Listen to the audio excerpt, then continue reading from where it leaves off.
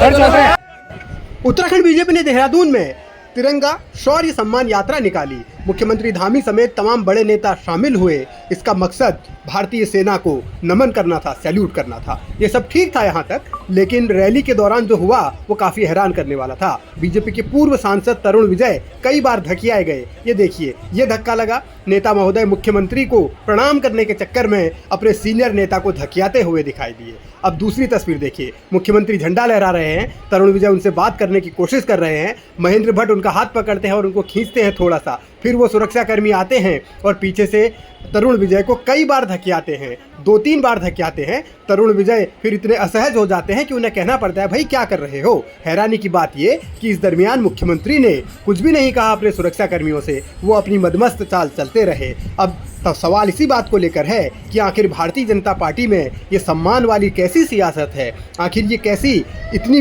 कड़ी सुरक्षा है कि मुख्यमंत्री को बचाने के लिए उनके ही सुरक्षाकर्मी एक पूर्व सांसद को धक्का दे देते हैं और वहाँ कुछ नहीं होता। भारत की सेनाओं ने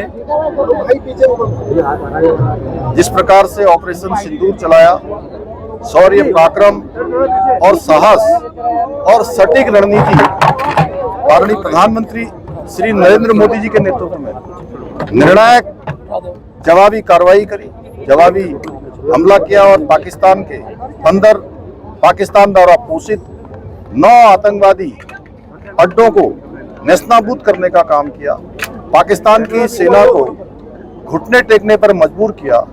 उनके डीजीएमओ ने, पाकिस्तान की सरकार ने जिस प्रकार से युद्ध विराम का अनुरोध किया, भारतीय सेना ने हर उस मुंहतोड़ जवाब उस कार्रवाई का दिया, जिसमें पाकिस्तान की सेना ने मिसाइल भेजे, ड्रोन भेजे, अनेक फाइटर विमान भेजे।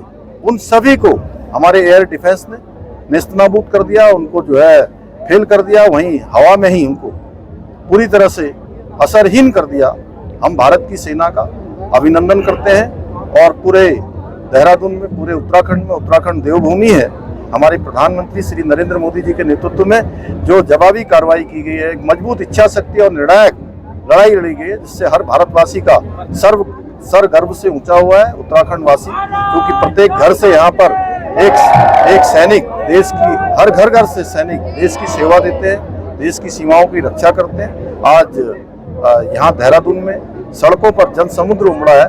ये इस बात का प्रमाण है कि आज भारत की सेना हमारे प्रधानमंत्री जी के नेतृत्व में जो भारत को चुनौती देगा उसको मुंहतोड़ जवाब देगी। ये भारत के लोगों ने भी आज सेना के साथ खड़े होकर, देश के साथ खड़े होकर एकता और अखंडता का परिचय दिया है। हम सेनाओं का फिर से अभिनंदन करते हैं, उनको बहुत बधाई देते हैं, उनका धन्यवाद करते हैं।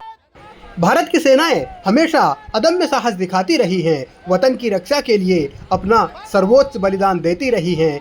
सेनाओं के इस पराक्रम पर किसी को भी संदेह, शक, आशंका नहीं होनी चाहिए। लेकिन बीजेपी की रैली में जो ये धकियाने वाला कांड हुआ है, ये बड़ा दिलचस्प है। अब सवाल इस बात को लेकर है कि इस मामले में कुछ होगा भी या तरुण विजय ऐसे ही सहमे अगली बार से मुख्यमंत्री के पास फटकने से भी कतराएंगे।